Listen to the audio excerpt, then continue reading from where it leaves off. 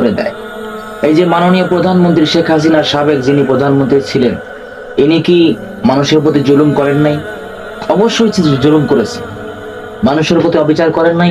অবশ্যই করেছে।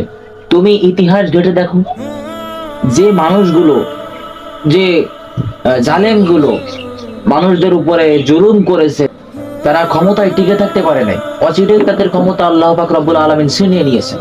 আর শুধু ছিনিয়েই নাই, তার সাথে সাথে যাদের এমন ভাবে মৃত্যু হয়েছে, সে মৃত্যুটা স্মরণীয় হয়ে আছে, এখনো অনেকেই জানে।